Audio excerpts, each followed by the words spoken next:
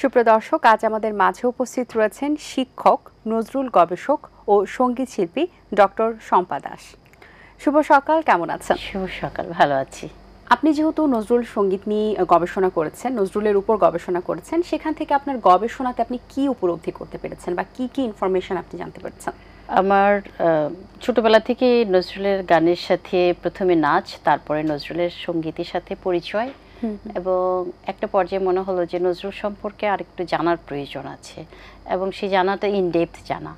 তো সেই প্রয়াসেই মূলত আমি নজরুলের গানের চিত্রকল্পের উপর গবেষণা শুরু করি, এবং সেখান থেকে যেটি মনে হলো যে কাজী নজরুল ইসলামকে আমরা যতটুকু চিনেছি বা জানি বিভিন্ন মাধ্যম থেকে, বিশেষত বই, বিভিন্ন ডকুমেন্টেশন, ওগুলো থেকে জানি যে অ্যাকচুয়ালি নজরুলকে যতটুকু জানলে একজন নজরুলকে জানা যায়, একজন নজরুল সম্পর্কে উপলব্ধি করা যায়, তো সেটি খুবই অভাব।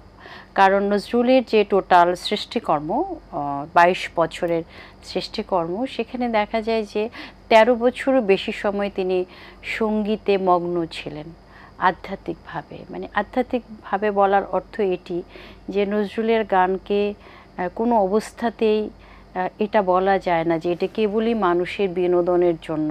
যেমন যে কোনো একটি সঙ্গীত শুনলে কি হয়, তাৎক্ষণিকভাবে আমাদের ভেতরে এক ধরনের আনন্দ জাগায়, কিন্তু নজরুলের গান মনে হয় না ঠিক সেই পর্যন্ত। এটা এমনটি না যে এটা কেবলই তাৎক্ষণিক কোনো আনন্দ বিনোদন, এর বাইরে যেও যেটির ভেতরে রয়েছে সাহিত্য। ফলে তার যে এই যে প্রকাশিত 4000 গান রয়েছে, সেটির যে সাহিত্য মান বা সেটিতে কি পরিমাণ রিসোর্সেস রয়েছে, অনেকগুলো জিনিসের কম্বিনেশন, অর্থাৎ দেখা গিয়েছে কাজী নজরুল ইসলাম অনেক রাগ রাগিনীর জন্ম দিয়েছেন। ভারতবর্ষের ইতিহাসে যত সঙ্গীতের ধারা আছে সব ধারাকে পুষ্ট করেছেন।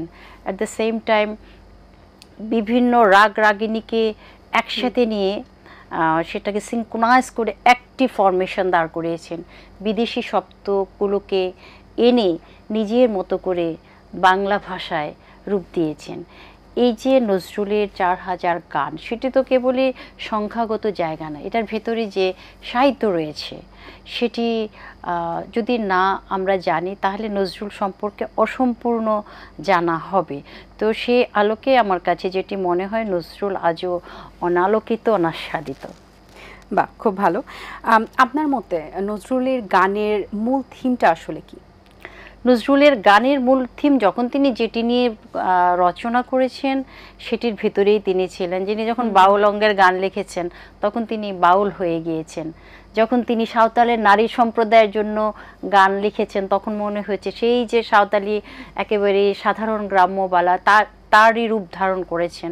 যখন তিনি গজল রচনা করেছেন তখন সেটি একটু প্রেমের ভেতরে অবগাহন করেছেন। যখন তিনি মানুষের গান লিখেছেন, যেমন কারারই লৌহ কপাট, তারপর জাগরণের বিভিন্ন গান, জাগনারী জাগো বহ্নি শিখা, তারপর মোরা আকাশের মতো বাধাহীন মরু সঞ্চর বেদুইন, বন্ধনহীন জন্ম স্বাধীন, চিত্তমুক্ত শতদল। এই যে যখন যেখানে নজরুল গিয়েছেন সেই বিষয়টাকেই তিনি তার অন্তরে ধারণ করেছেন, এবং সেটি এমনভাবে তিনি আত্মীকরণ করেছেন, এমনভাবে লব্ধ জ্ঞান তিনি এমনভাবে তিনি বিষয়টাকে ডেলিভারি দিয়েছেন, তখন মনে হয় যে এটাই নজরুল।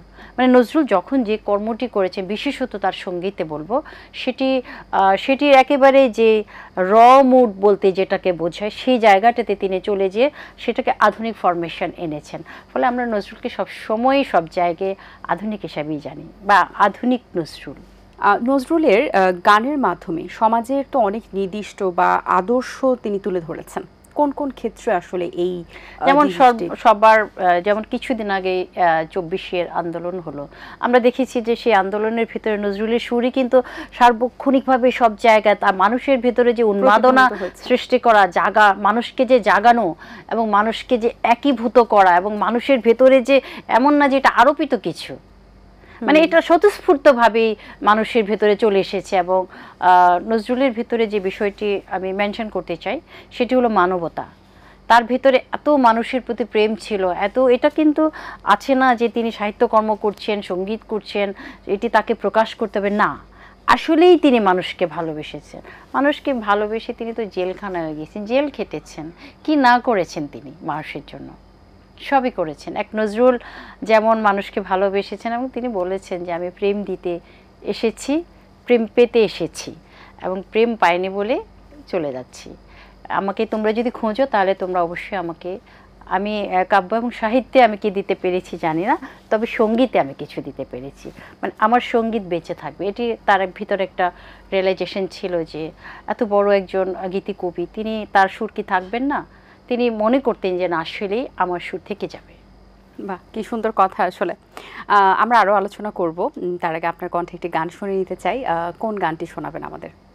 আমার আপনার যে আপন যে জন, খুঁজে তারে আমি আপনায়।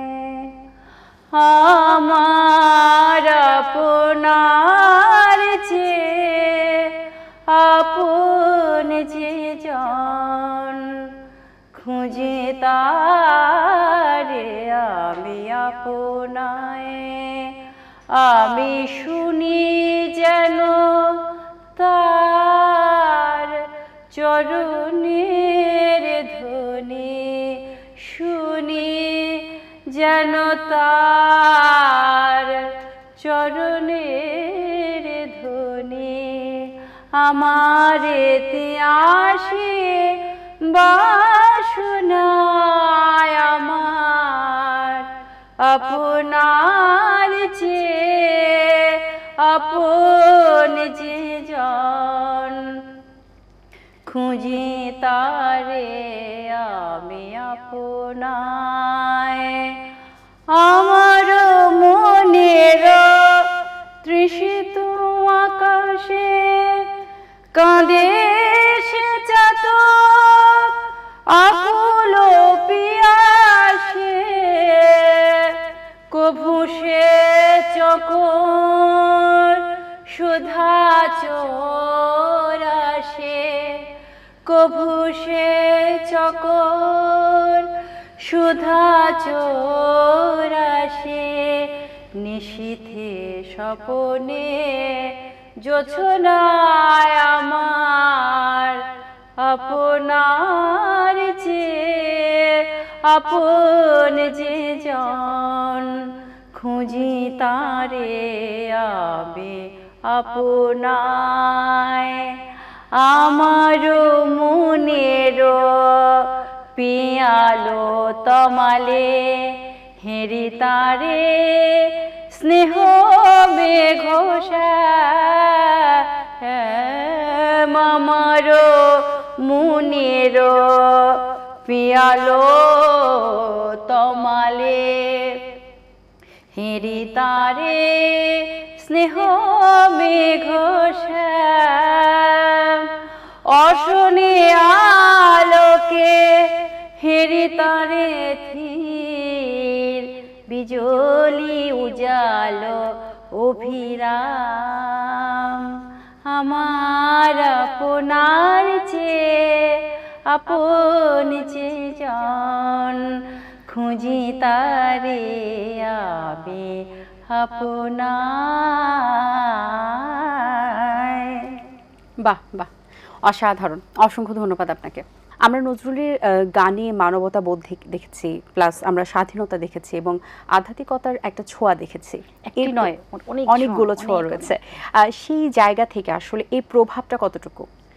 নজরুল তো আসলে একটি সময় তার যখন সন্তানের মৃত্যু হয় তখন তিনি আসলে নিজে একেবারে বলে কয়ে যে আমি কাব্যলোক ছেড়ে আমি এখন সঙ্গীতের মহাসমুদ্রে চলে যাচ্ছি, এবং সেইখানে তিনি কিন্তু সকল সঙ্গীত তিনি রচনা করেছেন একটা ধুনে থেকে, একটা আধ্যাত্মিক জগতে থেকে। যেমন মসজিদেরই পাশে আমায় কবর দিও ভাই, যেন গড়ে থেকেও মুয়াজ্জিনের আজান শুনতে পাই। এবং তিনি যে কতটা ভক্তি অন্তঃপ্রাণ মানুষ, এই ধরনের গান আমার গোড়ের পাশ দিয়ে ভাই নামাজিরা যাবে, পবিত্র সে পায়ের ধ্বনি এ বান্দা শুনতে পাবে। এই যে এই জিনিসগুলো কিন্তু আধ্যাত্মিকতা ছাড়া হয় না। এটাকে যে কোনো কবি মাত্রই তাকে সংবেদনশীল হতে হয়, কিন্তু তিনি কি এই আধ্যাত্মিকতা, এই যে গভীরে যে এই শব্দগুলো স্রষ্টার সাথে যে মেলবন্ধন, স্রষ্টাকে যে এভাবে করা, জীবনাচরণে নিয়ে আস। কোন এক সন্ধ্যায় কাজী নজরুল ইসলাম বসা, আব্বাস উদ্দিন পাশে বসা। তো তখন তিনি আব্বাস উদ্দিন সন্ধ্যাবেলায় বলছে যে ওস্তাদ এরকম আমি একটু নামাজটা করে শেষ করে আসি। তো কাজী নজরুল ইসলাম বলছে, একটা গান রচনা করেছেন, হি নামাজি, আমার ঘরে নামাজ পড়ো আজ। মানে তুমি যদি আমার ঘরে নামাজ পড়ো তাহলে আমার এই ঘরটা মসজিদ হয়ে যাবে।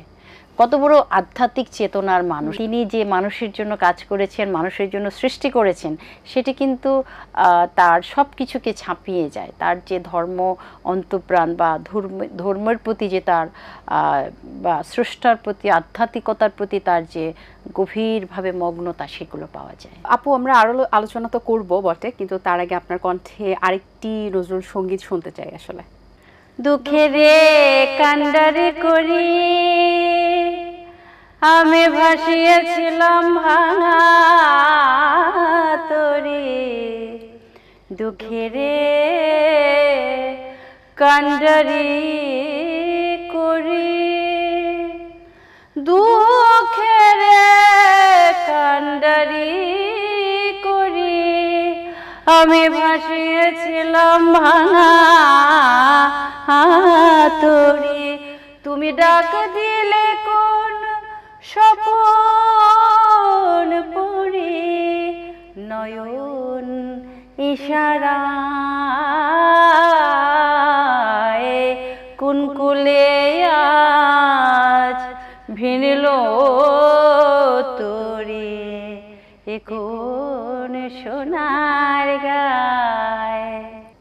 বাহ, চমৎকার, ধন্যবাদ আপু আপনাকে। নজরুলের গান কবিতায় ভাষা কতটা প্রাসঙ্গিক ও নান্দনিক? ভাষা তো যদি বলা হয় এই অঞ্চলের ভাষা, সব ভাষাই প্রাণের ভাষা। তিনি তার ভাষার জায়গাটিকে সমৃদ্ধ করার জন্য অনেক বিদেশি ভাষা এনে বাংলা শব্দের সাথে জোড়া লাগিয়েছেন, এবং এমন চমৎকারভাবে লাগিয়েছেন যেন মনে হয় না যে এটি বাংলা শব্দ না। আর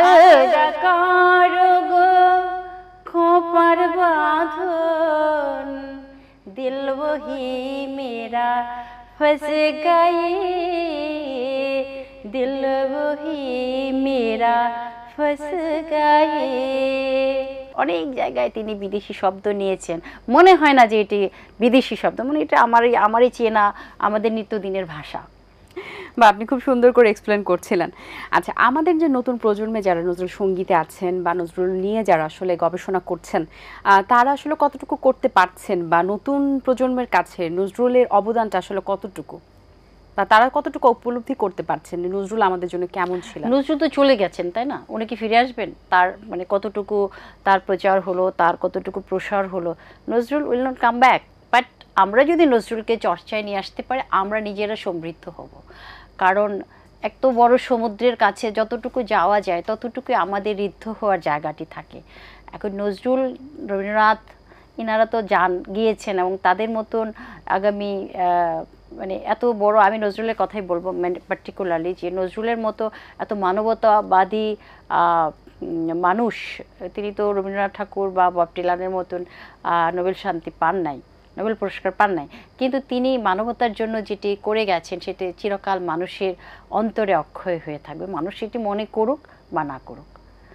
আর প্রজন্ম বলে কথা নেই, যে কোনো প্রজন্ম থেকেই এটা আমাদের দায়িত্বের ভেতরে পড়ে যে আমাদের যে মূল সত্তা, জাতিসত্তা, সেই জায়গাগুলোকে সংরক্ষণ করা, সেই জায়গাগুলোকে সাধারণ মানুষের কাছে নিয়ে যাওয়া, সাধারণীকরণ করা এবং জেনারেলাইজ করা, যে সব মানুষ যেন চেনে আমাদের জাতীয় কবি কে। আচ্ছা, নজরুলকে নিয়ে গবেষণা করার পরে আপনার ব্যক্তিগত অভিজ্ঞতা কেমন? আমার তো যেটি মনে হয় যে নজরুলকে নিয়ে গবেষণার পরে না, আগে থেকেও এটি একই রকম মনে হতো যে নজরুলকে নিয়ে তো কাজ হয় না।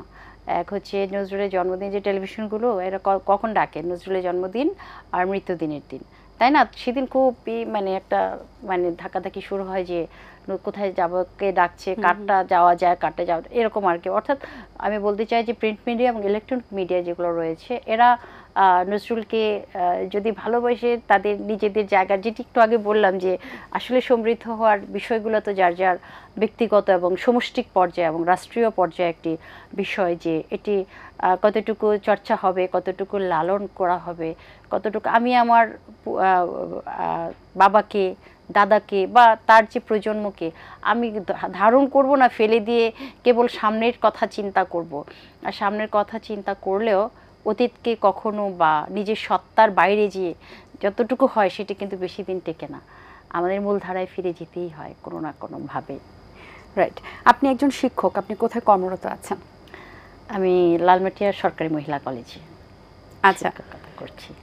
কিসে পড়াচ্ছেন? আমি পড়াচ্ছি সমাজকর্ম বিষয়ে। আচ্ছা, আমি মূলত পড়াশোনা করেছি ঢাকা বিশ্ববিদ্যালয়ে সমাজকর্মে, পরবর্তীতে জাহাঙ্গীরনগর বিশ্ববিদ্যালয় থেকে নজরুলের গানের চিত্রকল্পের উপরে গবেষণা করেছি। বাহ। এই মুহূর্তে আপনার কণ্ঠে আরেকটি গান শুনতে চাই, কোন গানটি শোনাবেন আমাদের?